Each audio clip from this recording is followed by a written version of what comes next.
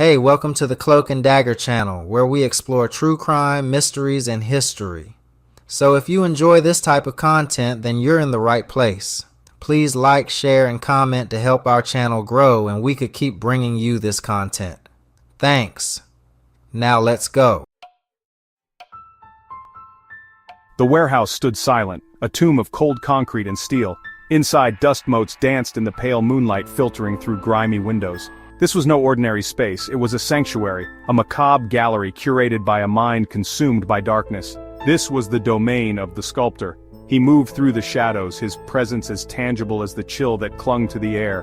His eyes, twin pools of icy obsession, drank in his creations, each one a macabre testament to his twisted genius. He sought perfection, not in life, but in the stillness of death. His canvas, the human form. His victims, chosen for their distinct features, were not merely killed, they were transformed, posed, contorted, their bodies molded into grotesque imitations of classical statues, each victim, a brushstroke, a single element in his grand, horrifying masterpiece. The sculptor craved recognition, validation, his art, a desperate scream into the void, a testament to the monster he had become. He yearned to be seen, to be understood, but his audience remained elusive, a phantom haunting the edges of his awareness. He knew they were out there, somewhere in the sprawling cityscape, blind to the beauty he had sculpted from pain and despair. Soon, he would force them to see. He would make them understand. The sculptor surveyed his latest work. A young woman, her porcelain skin now as cold and unyielding as marble. Her limbs, frozen in a dancer's pose, betrayed the agony of their final arrangement. He felt a flicker of satisfaction. She was exquisite. He had chosen her for the delicate arch of her neck, the way the light played across her cheekbones. Her beauty, once vibrant and alive, was now frozen in a silent scream. He saw no cruelty in his actions, only the pursuit of artistic truth. His process was meticulous, agonizingly slow. He worked with scalpels and clay, bone saws and formaldehyde. Each incision, each adjustment brought him closer to the vision in his mind. He was not a butcher, he told himself, but an artist, and his art would not be ignored. He yearned for the world to recognize his genius, to understand the depths of his vision. But the world saw only the horror, the perversion. They called him a monster. They couldn't see the beauty, the artistry, and the way he twisted flesh and bone into new unsettling forms. The sculptor's obsession with perfection was born in the crucible of a shattered childhood. His father, a failed artist himself, ruled their small world with an iron fist. Every brushstroke, every lump of clay was scrutinized, criticized, deemed unworthy. Love was conditional, doled out in meager portions, always out of reach. Art became his refuge, his escape from the suffocating reality of his life. He poured his pain and frustration into his creations, seeking solace in the cold embrace of clay and stone. But even his art offered no escape from his father's relentless judgment. Each piece was met with scorn, each attempt at self-expression crushed beneath the weight of his father's disappointment. Rejection followed him into adulthood. Art critics, gatekeepers of taste and culture, dismissed his work as derivative, uninspired. Their words, laced with indifference and disdain, cut him to the core. He raged against their ignorance, their inability to see the genius he knew resided within him. Their rejection fueled his anger, his resentment, twisting his ambition into something dark and consuming. He would show them all. He would make them see. He would become a god of flesh and bone. Detective John Riley felt a familiar tightness in his chest as he stepped into the cold, sterile environment of the morgue. The air hung heavy with the cloying scent of formaldehyde. He'd seen more death than any one man should. This case struck a chord, resonating with a past he tried to outrun. They called Riley obsessive, driven to madness. He wore those labels like a second skin. He knew the way it could twist your insides. This killer, this artist of the macabre, reflected his own meticulous nature. Riley was haunted by his own ghosts, the victims he couldn't save. He carried their memory like a physical weight. He knew the darkness that lurked in the human heart. He'd stared into that abyss, felt its icy grip. And he knew that if he didn't stop this killer, that darkness would consume him too. Are you brave enough to face the mind of a serial killer? Welcome to Cloak and Dagger. Exposing the dark artistry in the mind of a serial killer. The air crackled with tension. The warehouse, once a silent tomb, now echoed with the heavy thud of boots on concrete. Detective Riley, his face etched with fatigue and grim determination, led the charge. He knew the profile, the pathology of a mind that viewed human life as a canvas for twisted desires. He rounded a corner, his flashlight beam slicing through the darkness, and then he saw it. The culmination of weeks of investigation, of sleepless nights and gnawing fear. In the center of the vast space, bathed in the harsh glare of strategically placed work lights, was the sculptor's magnum opus. A tableau of human figures posed, arranged, a grotesque parody of Michelangelo's Pieta. The sculptor stood among his creations, a paintbrush clutched in his hand like a surgeon's scalpel. His eyes, devoid of remorse or fear, met Riley's gaze. A chilling smile played on his lips. He'd been waiting for this, for an audience to appreciate his grand design. He'd wanted to be understood. Instead, as Riley stared at the tableau of death, he felt a cold, terrifying truth settle over him. He understood all too well. On a cold October night in 2009, a panicked 911 call was made from a remote farmhouse in New Hampshire. The voice on the line belonged to a young woman, Emma Clark, who frantically whispered, "They're in the house, but they're not human." The call abruptly ended with a chilling crash. When police arrived 15 minutes later, the scene was straight out of a nightmare. The farmhouse was eerily silent, the front door swinging open in the wind. Inside, they found a table set for 3, but there were no signs of Emma or her family. The only clue left behind was a series of strange symbols carved into the walls and a single word scrawled in blood-red paint: Watcher. Neighbors later revealed that Emma had been acting strangely in the weeks before, claiming she was being followed by shadowy figures. Despite extensive searches, no bodies were ever found, and the case remains unsolved. To this day, people report seeing strange lights near the farmhouse and hearing whispers when they pass by. Who or what was in that house that night? The truth might never be uncovered, but one thing is certain.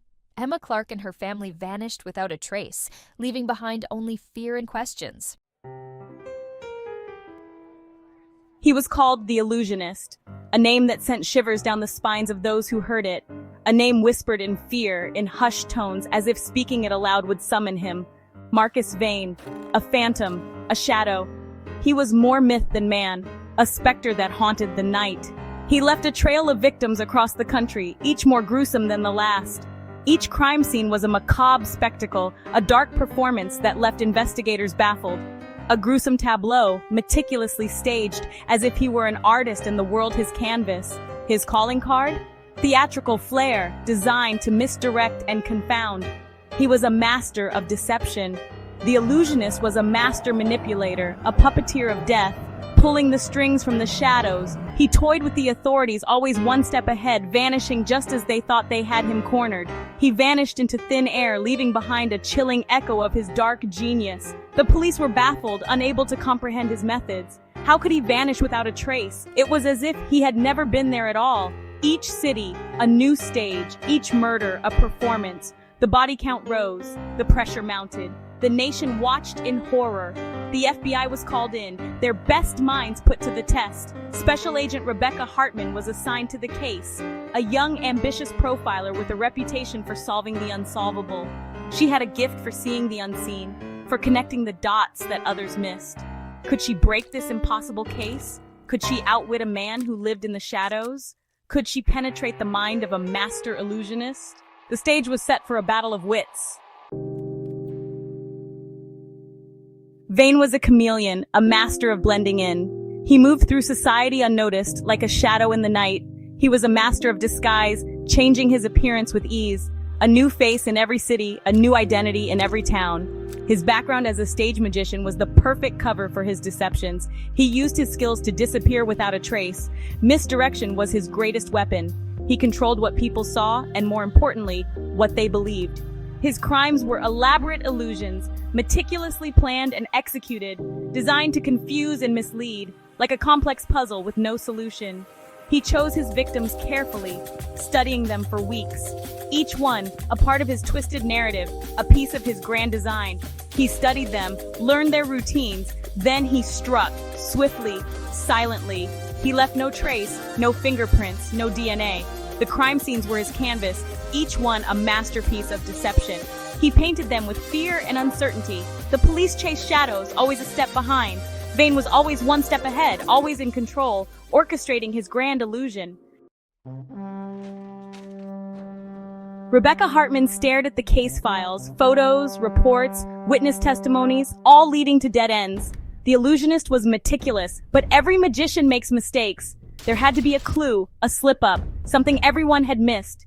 She reviewed the crime scene photos again and again, then she saw it, a seemingly insignificant detail, a knot, a very particular knot. It was a magician's knot, used in escapology acts, a knot designed to appear secure but untie easily. The knot was on the wrist of one victim, hidden in plain sight, a clue to the killer's past, a crack in the illusion. Hartman's pulse quickened.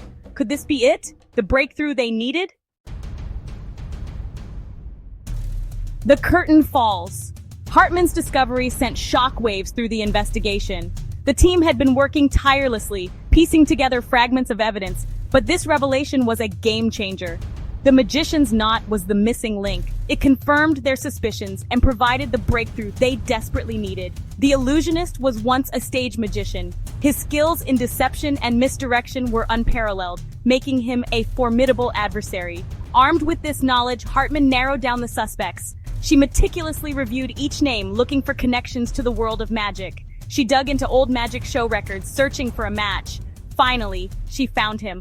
Marcus Vane, a name that had faded into obscurity, a forgotten name from the past, but one that held the key to unraveling the mystery. The final act was about to begin. The team prepared meticulously, knowing this was their best chance to catch Vane. The investigators set a trap, a national magic convention, the perfect stage for Vane's grand finale. The perfect stage for Vane's grand finale. The atmosphere was electric, filled with anticipation. Undercover agents infiltrated the event. They waited, watching every move. Then Vane appeared, blending seamlessly with the crowd. A master of disguise, but not to Hartman's trained eye. The takedown was swift. No drama, no theatrics. The illusion was shattered and reality set in. The audience gasped as agents apprehended Vane. The game was over. The curtain had finally fallen on his elaborate charade. Legacy of Shadows. The arrest of Marcus Vane sent shockwaves across the nation. The elusive illusionist finally unmasked. The trial was a media frenzy. The world watched as justice was served. Vane was found guilty and sentenced to life in prison. His reign of terror was over, but the scars remained. Rebecca Hartman became a symbol of hope, her relentless pursuit of justice and inspiration. She proved that even the most cunning criminals could be caught. The illusion was gone, but the memory lived on, a reminder that darkness can lurk beneath the surface, and that sometimes the greatest illusions are the ones we create ourselves. Don't forget to like, share, and comment for more.